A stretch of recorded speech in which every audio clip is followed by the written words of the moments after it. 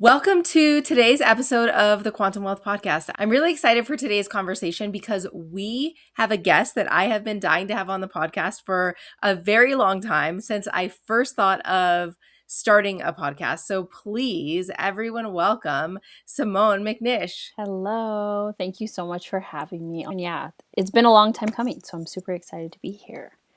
Absolutely. So excited we finally made this happen. Would you please start by just telling us who you are, what you do, a little bit about yourself? Definitely. So, like you mentioned, my name is Simone McNish. I am a Seattle based certified diversity practitioner.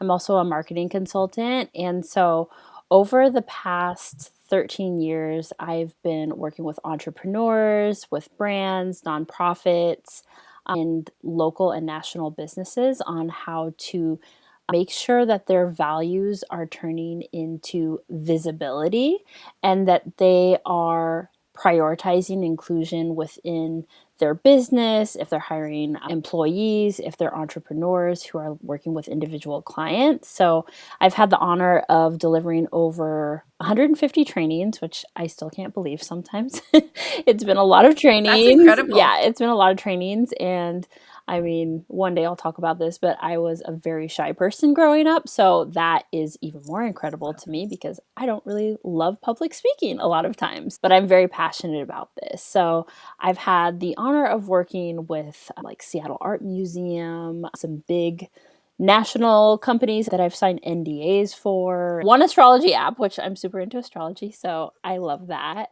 And I've had the opportunity to help small businesses build their foundations in inclusion and make sure that that becomes part of their strategy and also part of the ethos that they make decisions on every single day.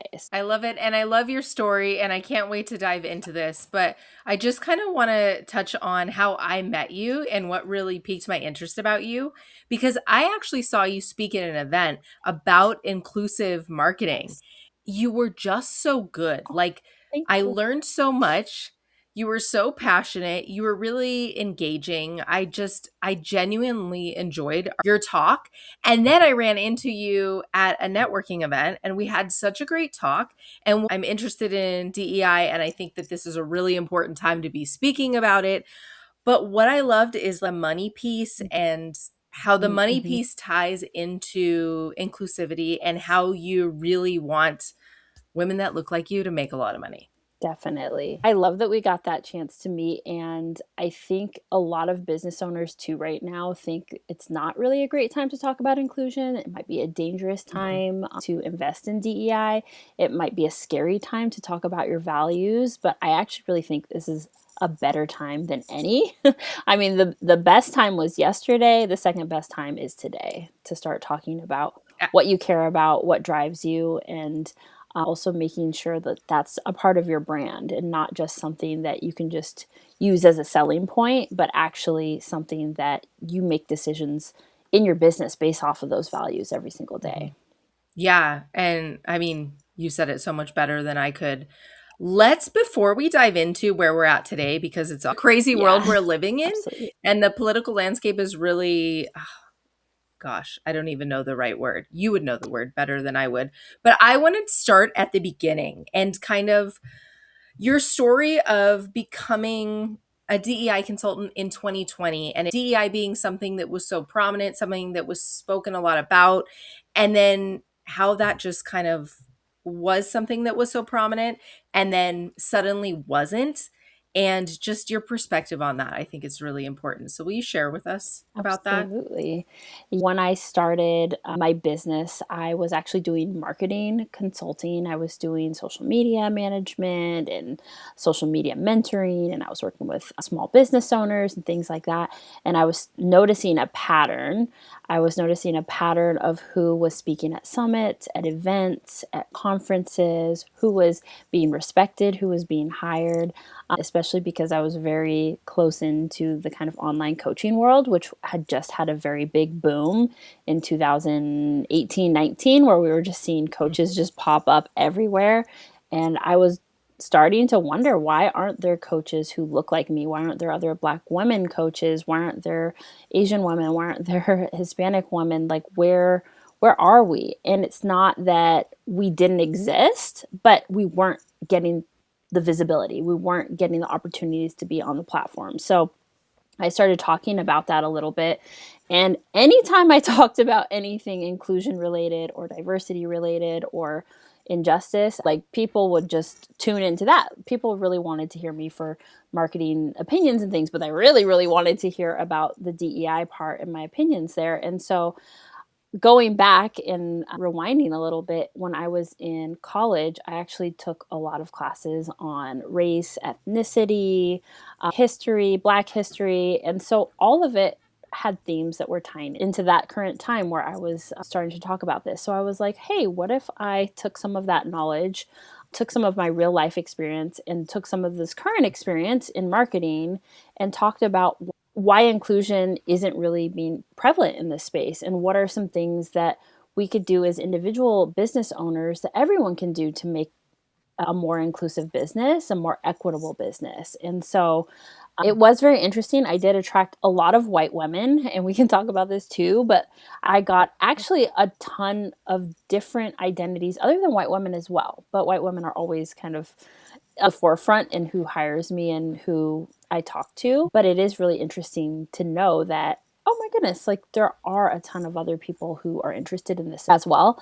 And so during 2020 was kind of the height. 2020 and 2021, I was getting hired, I was speaking, I was doing consulting gigs all around Seattle area and nationally. And it was booming, and I was working with everyone's favorite entrepreneurs on how to make their businesses more inclusive and all of these big name people. But after, I would say, 2022, things started to dip, and then 2023 it got even less, and then 2024, and then I don't want to say it's dried out, but there's a lot less interest there. And so there are some Mhm. entrepreneurs and there are some businesses who do really care about this. And it's super interesting because those businesses, they're well trusted businesses and they're more respected. And I believe it's because they talk about their values. They put 10 toes down on DEI. But because it's no Mhm. longer, air quote, a fad, it's not something that a lot of business owners are thinking about. And it's definitely something that not a lot of organizations and companies are putting their money into, if that makes sense. Yeah, absolutely. And so I would love to, like, shifting into now where we are with the current political landscape.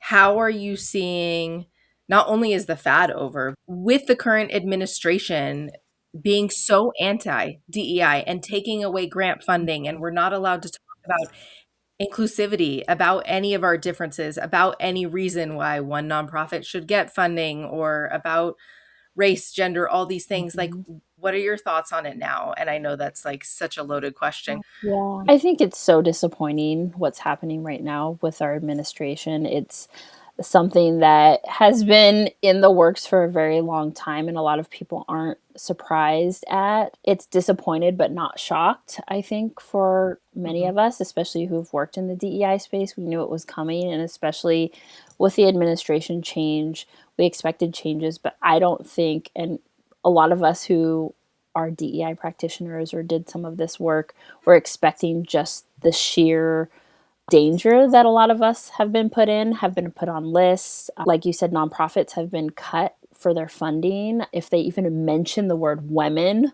race, ethnicity, disability sometimes. And these are things Yeah. that a lot of us actually have intersectional identities with. A lot of us are women, a lot of us are women of color, a lot of us have a disability. And so I think what has been the most disheartening part is that a lot of organizations and businesses have thought of justice and equity and inclusion as a trend, as a fad, as something that can just be, hey, this is our flavor of the month or flavor of the year for 2020.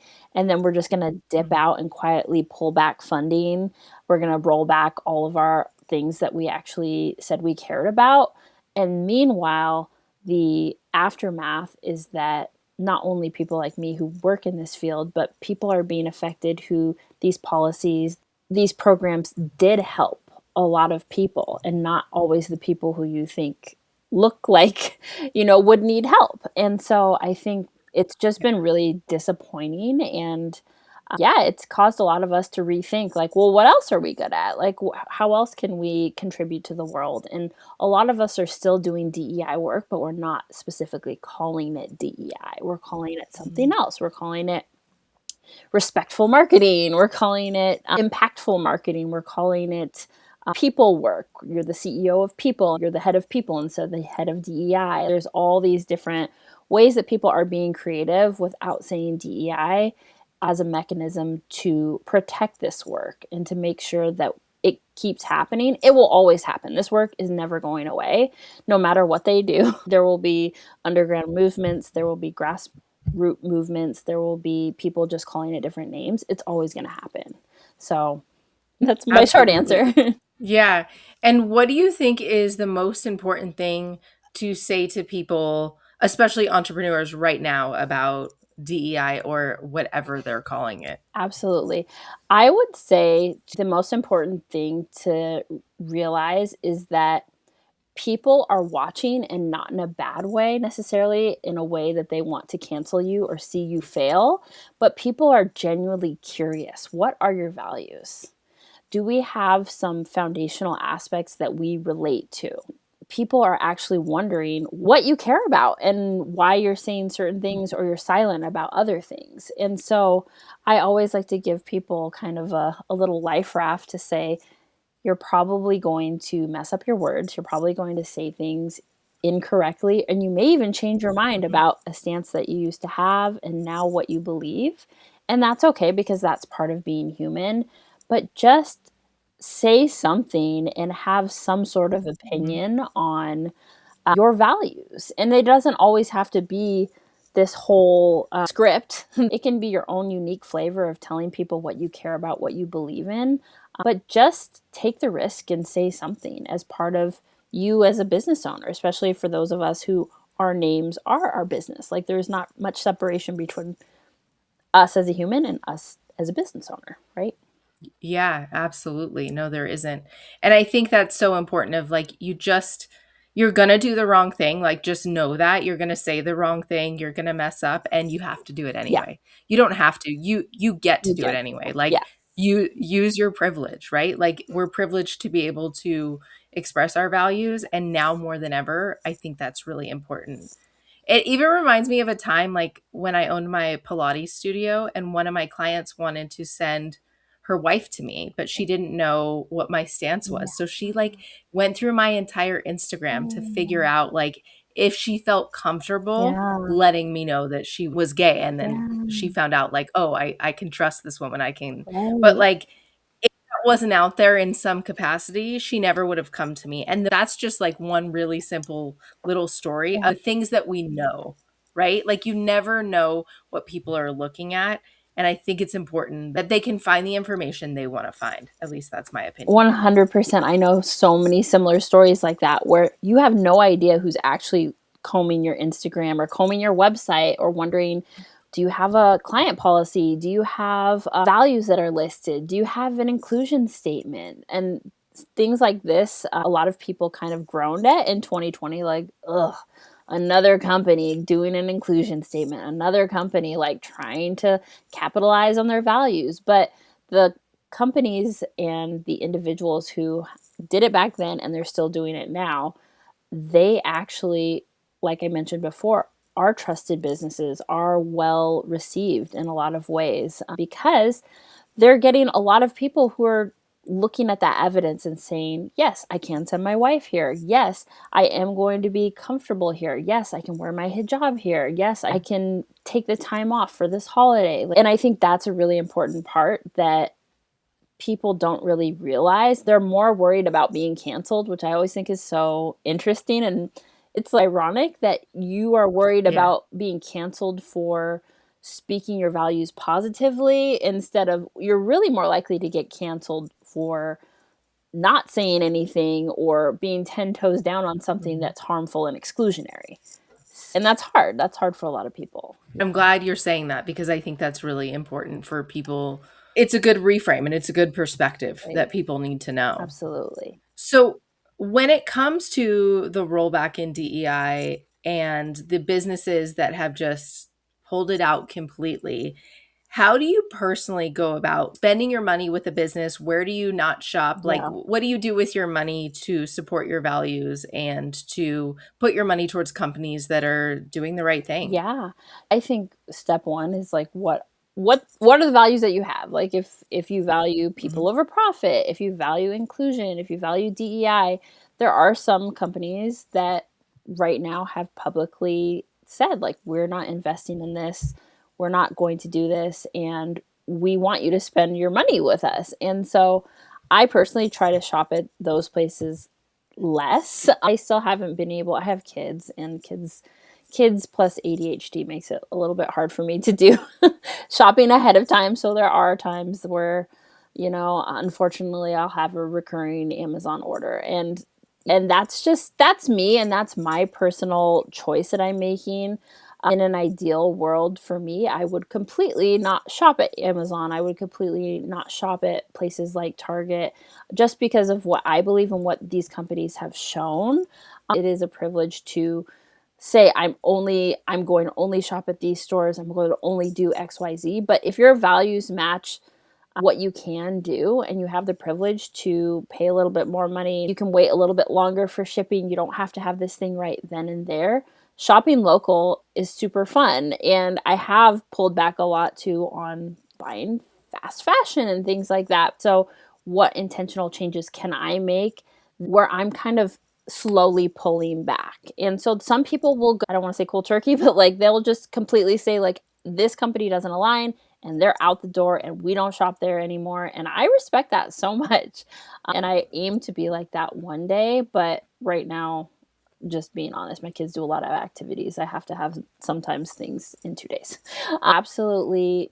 It is being shown right now that places like Target and Starbucks are having some of their lowest revenues because a lot of people just aren't, yeah, a lot of people just aren't shopping there because they're realizing like this place doesn't care about me as a human.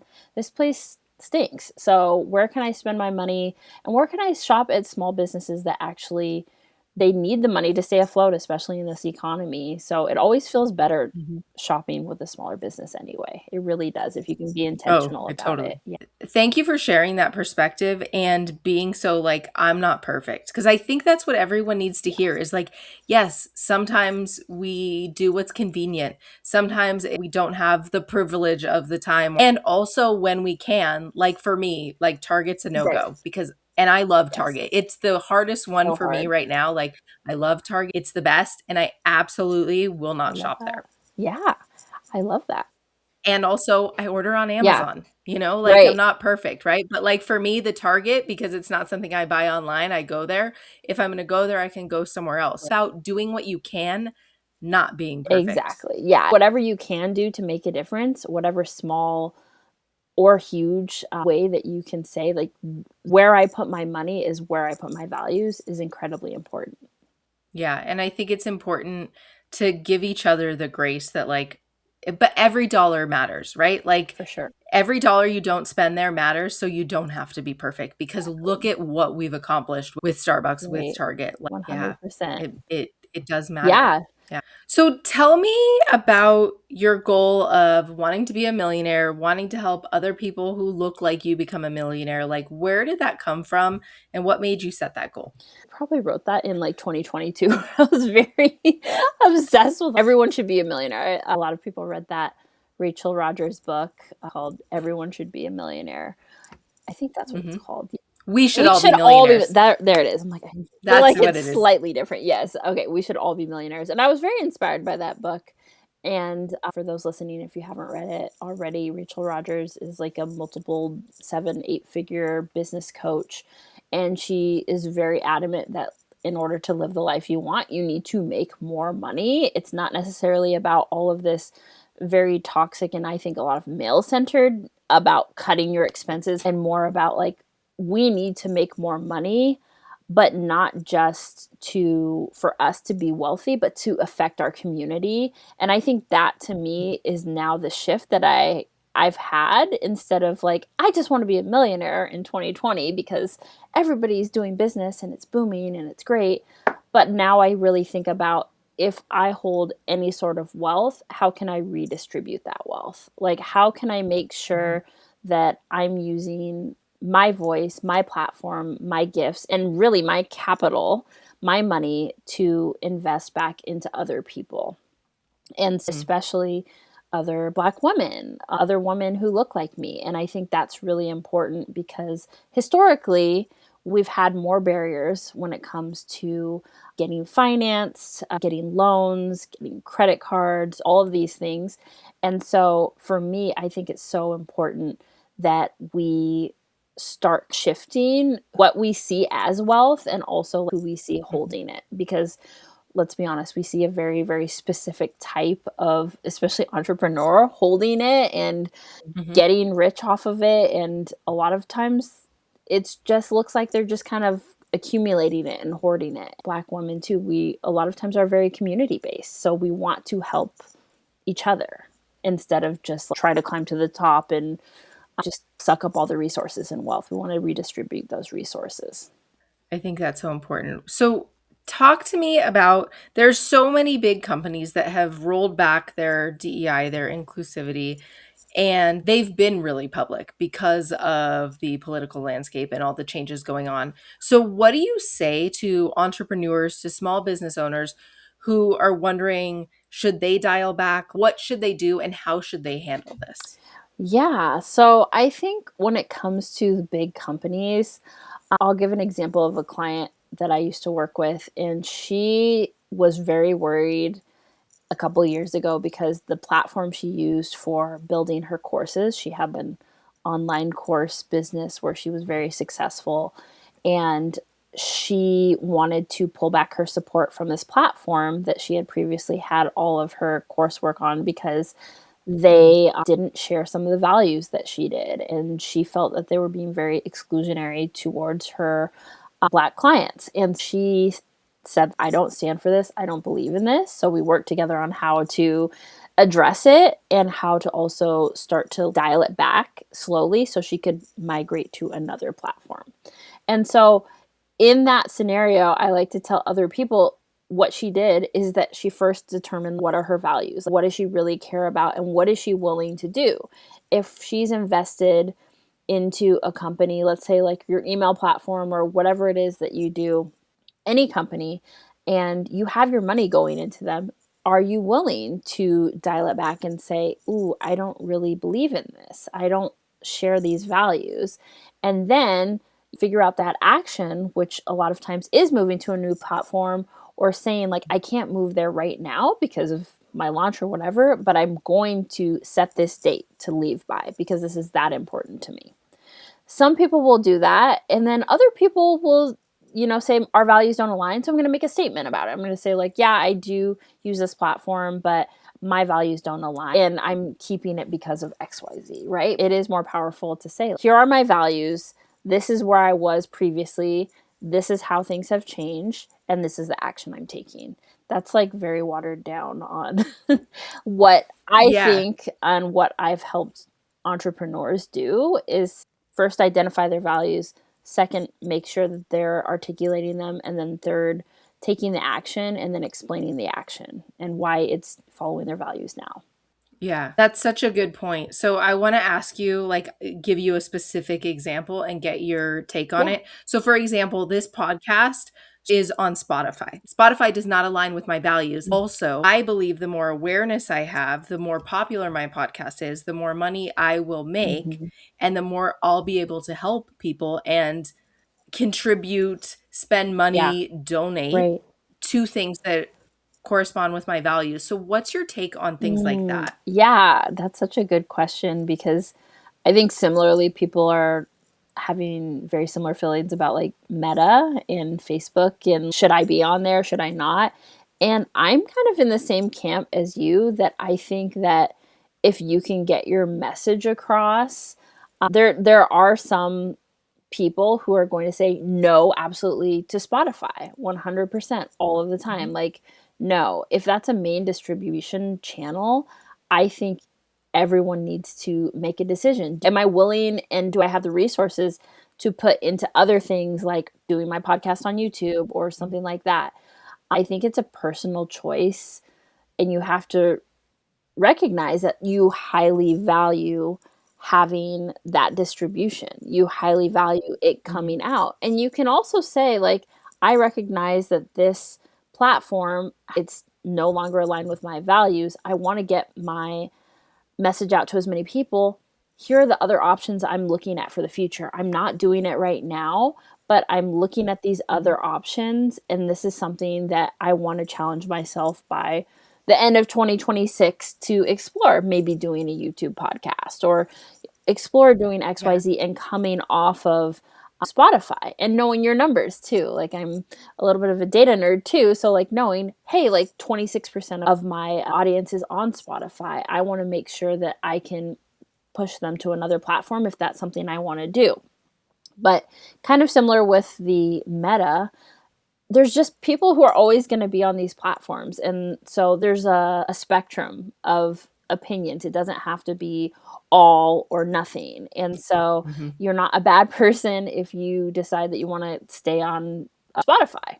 You're not an amazing person if you decide you want to come off of that platform and tell everyone else that they need to do it as well. So it really is kind of a personal position. I do like to tell people, if it is bothering you and if it is really values aligned, start to think about a plan where you can personally start to back up from that platform or back up from that Mhm. company. Put your dollars elsewhere, because that is really going to bother you in 5 years. I think it's important to hear your perspective, and I appreciate the advice, and I appreciate it's like the all or nothing is not the way. It's like the yes and, like, what can we do to move closer to our values every day? I think that's really important. Definitely. Yeah. Yeah, there's a lot of nuance, and there's a lot of, like you said, yes, and it doesn't just have to be this one way. And I think that so many people are really looking for the permission to kind of figure it out and get it wrong along the way.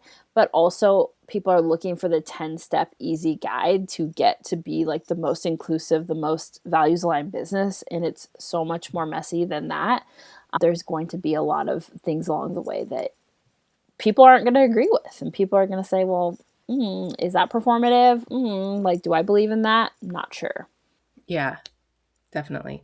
So walk me through what inclusive marketing actually looks like when you're working with clients in practice. I would say a lot of my clients haven't necessarily thought about it before because they're solopreneurs, they're just starting to scale. Maybe they've briefly thought about it, but it hasn't been a big focus for them. And as they continue to grow, it becomes more prominent and more important for them.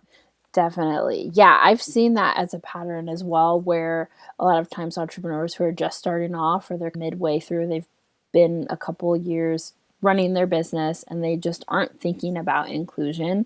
They're thinking more about profit, they're thinking more about how can I get more visible. And so what I do with clients and what inclusive marketing means usually to them are a few different areas. Number one, inclusive language. So making sure that their language is not culturally inappropriate, that it's not cultural appropriation, that they are using plain language, that they are looking out for ableist language, that they're looking to do as much gender inclusive language as possible. So that's one pillar Mhm. of it. Another pillar is accessibility. So, are they making sure that people who have low vision or low hearing could be able to consume their content, especially because now so many platforms are very visual heavy, they're very video heavy as well.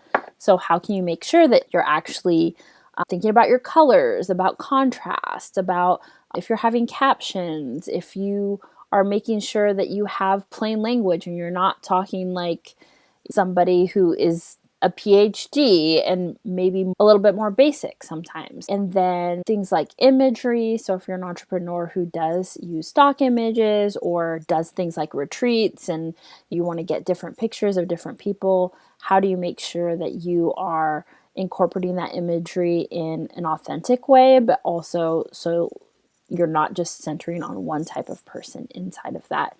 And so that's a lot of the basics that I do. Marketing too is very aligned to inclusive pricing and equitable pricing. So I do help a lot of entrepreneurs with that. So if you are marketing something, how do you make sure that you have a product suite that has different price points so people could work with you at different price points and different financial levels? Yeah. Well, to touch on that, let's talk a little bit about that. What does inclusive pricing look like? Yeah. So with inclusive pricing, I like to think of it as a holistic way of thinking about marketing and pricing your business. So, the traditional, let's say, for example, coaching, the traditional coaching model is either high ticket or low ticket. And sometimes there's middle. And high ticket usually means over $1,000 for whatever it is that you're selling. And then lower ticket, a lot of times, is under $100. And then everything in the middle is mid ticket. A lot of times, so many people focus on high ticket and then they decide you have to be in this energy to work with me. Only the people who invest in high ticket are really serious about their business. And so there's also the lower ticket, which is I'm only doing a $27 offer because also sometimes the mindset is I don't want to charge $1,000 because I'm worried I'm going to exclude some people. And then so then you get into the undercharging cycle. And so Hmm. inclusive pricing kind of merges both of them together and says of making sure you only have super low cost offers or super high, possibly unattainable offers for a lot of people, is that you have a range of ways to work with you.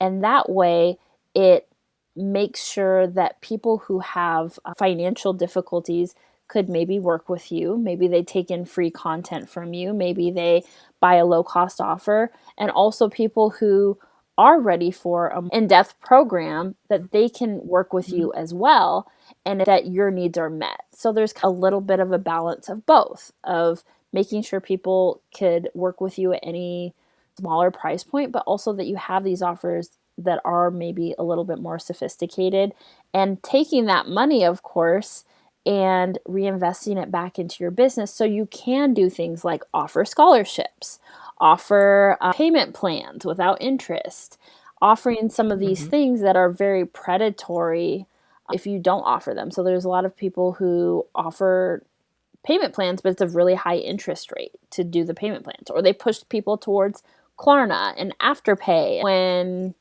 a lot of people struggle with those. So it's like a holistic way of thinking how can you get your needs met as a business owner because it serves no one if you are selling a bunch of $27 offers but you can't pay your bills, right?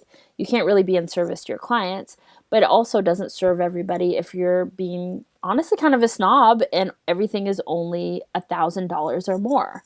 Even if you have 15 years Hmm. of experience, you can still have great YouTube content. You can still have a $7 or $27 offer that could meet those needs and somebody could come into your world at a lower price point. So yeah, that's the thought behind it. I love your perspective on that. And something that I always am telling my clients is if you're not making the money that you need to run your business to function, like how can you give back? How can you start a scholarship? How can you create free content? Mm-hmm. How can you do all of these things? Like, and Can't. I think that's Yeah. just really important. Yeah, you can't. And unfortunately, as women, we've been socialized to overgive and a lot of times to undercharge. And so we think, oh my gosh, Hmm. like, oh, I don't want to like put this price point on this because I feel so bad. Nobody's going to be able to afford this. But it's like, hey, girl, Hmm. you actually have a bunch of different ways to work with you. And you can trust that your clients have enough agency to say, hey, absolutely, I've already done a lot of this work and I want to work with you at this $1,000 price point. Or, hey, I'm really just not able to do this financially because you never want to push somebody into a very, very high cost program if they can't afford it. But like here, you could do this master class or training or whatever it is that could be a little bit less money and it gets them into your universe and starts building trust as well with them. Yeah, most Yeah. definitely. So let's talk a little bit about businesses and entrepreneurs where you know what their values are. Their identity is fully in the work. They're not trying to hide what their beliefs are. How does that show up in inclusive marketing? Definitely. So I think one of the biggest ways it shows up is that they have woven it into their everyday business decisions and their brand. And Mhm. so the biggest difference between those who just have their values listed on their website or have talked about their values one time is that you have to go search for those. You have to figure out, oh, what do you stand for? What do you care about? Versus the entrepreneurs who are doing it and they are talking about their values. Some of the entrepreneurs Mhm. I follow, I'm like, oh my gosh, I should be talking about my values more. I should be doing this more because they're inspiring other people. And you see a ripple effect where the content they do create around their values is widely shared, it's super visible, it's celebrated. And this is not for everyone, but there Mhm. are going to be certain entrepreneurs where you know it's the real deal because they're not afraid to talk about how they feel. They're not afraid to share their political views. Sometimes they talk about decisions that they've made where they have a value and they used to do XYZ, but now they do XYZ, which is different and more aligned Mhm. with their values. It's the consistency of talking about it and then the action behind it. So, are they consistently doing things? Do they have a scholarship that they talk about all the time? Are they giving back to their community? Are they making sure that they're talking about something that happened with someone else that they just don't stand for and they're using their platform to speak about it? And so I think it's that consistency and not measuring every single action to say, like, Mhm. oh, like this is me talking about it. This is me talking about it. It just becomes one with your brand. It becomes one with what you talk about specifically and consistently. Yeah, it's just part of who they are, not like Exactly. a box that they're checking, Exactly. Yeah, right? it's not a box that they're checking. Yeah. It's not like, "Hey, it's Q4. Have you talked about DEI this year? Yeah. Remember remember that?" Yeah. And so it does take sometimes a little bit more muscle to start and to be like, "Okay, I'm gonna talk about inclusion as a value. I'm gonna talk about how I practice integrity."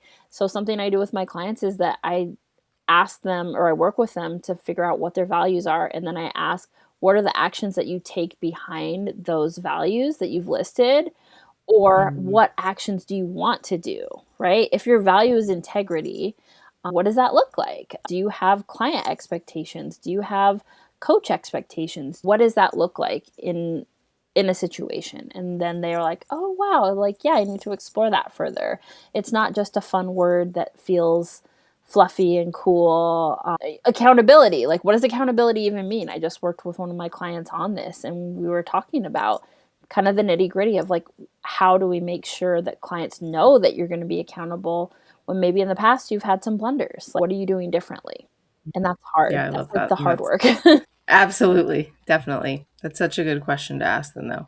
Now let's talk about like, the coddling and how uncomfortable this topic is for so many people because you've been really vocal about that you're not going to work around white fragility and that this is a boundary that you have set. So, how do you hold that line? And has it ever cost you anything? What has it made you? What have you gained from it? Like, tell me more about that. When I'm thinking about coddling a client or somebody in my community who's disrespecting my boundaries, I have had certain situations where people try to get free things from me, get free consulting, get free advice, and they want to be coddled. And what I mean by coddling is they want to have their hand held and they want someone to say, "You're not a bad person. You're just, this is just you. This is your heart. This is your soul. You're a heart led entrepreneur." And they want to be perceived a certain way. I think the boundary for me, though, is around defensiveness. So, if, for example, I tell a client, "Hey, what you did was exclusionary, maybe what you did was racist, maybe what you did was ableist, and this is why, these are the outlined reasons why." If you take that as, "I'm a terrible person," or "you're attacking me," why would you attack me? Then I know that you've got some personal work to do to understand, first of all, what do these things mean? What does racism mean? What does ableism mean? I can't personally walk everyone through that. There has to be an amount of curiosity to say, "Hey, like my consultant, my coach is telling me this. Let me dig into this a little bit more. Even though it is uncomfortable to hear that you've maybe caused some harm, take that as an Mhm. invitation to say, hey, let me explore that more. And then we can come back and talk about that. And I've had to dial it back sometimes because I get in relationships with these people, friendships, and it's like, oh, I know your heart. I know you're such a good person. But at the same time, harm is harm. If you are causing Mhm. harm to people or if you continue to be defensive and unleash it out into the world, then I can't be the one who's going to say, hey, every single time, let me check you. You have to start Yeah. seeing some of those patterns yourself. And so I think a lot of the coddling to me came in like 2020, 2021. I had a lot of people in my DMs. I had a lot of people telling me sob stories about how they're actually a good person, especially white women. This is what's happening. Can you tell me what to do? And I'm like, no, because I can't tell you what to do. I don't know your situation. And Yeah. this also is blurring the lines between predatory because you are asking me, the only black woman that you know who also happens to be a DEI consultant, can I have this advice? Can I have this time for free? And the most important thing from an equity standpoint is to pay people for their time. Wow. Yeah. Thank you for sharing Mhm. that. So, have you or your clients, I'm sure you have, been in a situation where standing up for the right thing, standing up for your values has cost you something? And can you give us an example of what that has actually looked like? Yes, I've lost clients from speaking up about I've spoken up about many different things. I've spoken up about Black Mhm. Lives Matter, and I've Mhm. had some clients who disagree with me. I've lost clients, I've lost money. I've had clients who previously hired me say, we want a refund, it's not values aligned anymore. I have been not chosen to be in summits and things like that, and because of my views. And yeah, so I would say, like, yeah, I've lost money, I've lost opportunities. A lot of times people and companies just don't like when you are vocal about anything. They want you to be neutral all the time. I've also lost people, clients and community members who were threatened by the fact that I was like, hey, maybe you should speak out if this is something you care about. And they chose neutrality every single time. And they felt Mhm. threatened by me suggesting that people in general speak out about what they care about. And so I've lost Mhm. followers, I've lost friends from that. And ultimately, Yeah. it sucks in the moment. It stinks. It stings. And then at the end of the day, you have to say, like, well, did I follow what I believe? Did I follow my values? And the answer is yes. So it's unfortunate, but it happens. Yeah. And I'm going to assume here that as a black woman speaking up for it has a lot more cost, Oh, like quote yes. unquote, costs Mhm. more than like if you were a white man, Yes. right? Because I feel like that even as a white woman, Mhm. that sometimes I say things that it would be totally fine if I were a man. So I can only imagine also for you, right? 100%. Yes. And the perception of speaking out for a lot of black women is that we're just angry black women or we're just here we go Mhm. again. Oh gosh, we're always mad about Mhm. something. And then going to white women, a lot of times it's like, wow, this is amazing that you're speaking out again about this. Oh my goodness, it's amazing you're sharing your Mhm. values.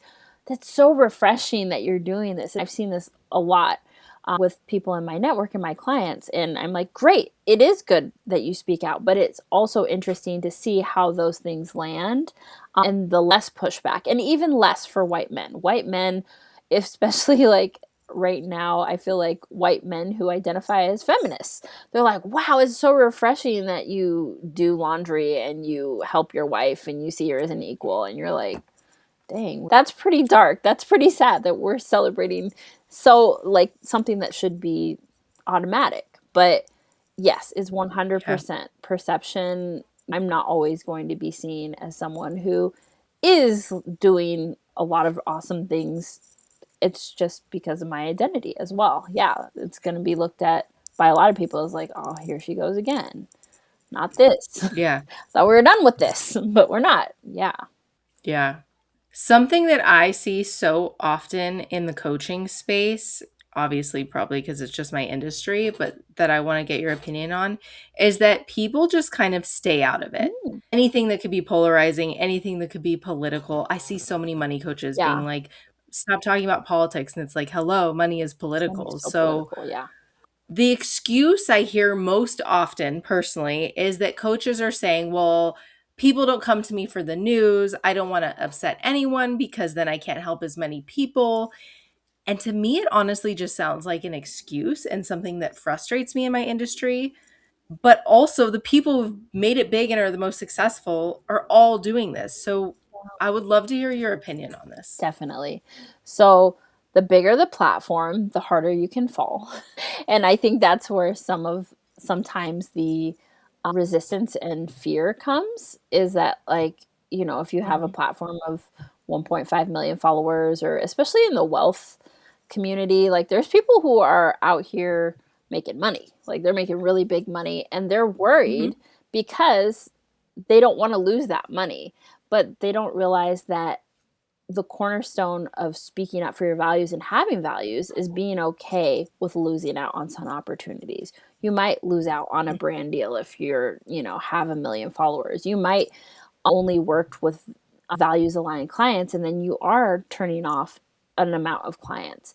But the thing is, you can't have your cake and eat it too, in my opinion. You can't say, Mhm. like, hey, I value this, I value inclusion, I value XYZ, but not ever be willing to speak up about anything. That's just not possible. And so they're worried, like I mentioned before, about being canceled. They're worried about losing money. They're worried about losing clients. And for few of them who have spoken up, who have lost some of these things, they're still doing fine. Especially, a lot of these people Mhm. have a lot of wealth. So even if you dip out on a little bit, if 10% goes away, a lot of times it will be more fulfilling, and you will have a more loyal and trustworthy community, because you're just willing to take that chance, and you're willing to speak up and Mhm. say, hey, like, this is something I believe. Especially, I feel like right now there's so many women money influencers that I see, and I'm like, hey, in the 70s we just got our first bank accounts. Like, we were just able to get credit cards within our parents' generation. Like, that is something that is Mhm. highly political. If you're willing to talk about things like that, you should be willing to look at what's happening in the world and have some sort of opinion on something. You don't have to have an opinion on everything, and that's where the news part comes in. You don't have to be a news channel. You don't have to be CNN. I tell people this too. I'm like, I'm not CNN. I'm not going to be able to report and regurgitate the news, but you will know where I stand on certain things. And I'm not going to be able to speak about everything, because my platform is not the news, but it's important that they know Yeah. something about what I believe. Something. And a lot of people just aren't willing to do anything. It's all or nothing. I'm either going to talk about absolutely Mhm. nothing, or I think I have to be the news. And it's just, again, there's nuance to it. Yeah, I think this all or nothing thing is just the key. It's the thread throughout our conversation of like, it's not all or nothing. Like, do what you can, right? Right, 100%. And I mean, we don't have enough time for this here, but, like, it's a what they call a tenet of white supremacy culture, which is, there's different elements of white supremacy culture. And so it's not just white people who do this, it's the culture that especially the US is in, or that we've adopted, is an all or nothing mentality. And it has to be all in, or it's not. Because if there was room for nuance, there would be room for people to make mistakes. There would be nuance for people to think critically and think, okay, like, what's right for me?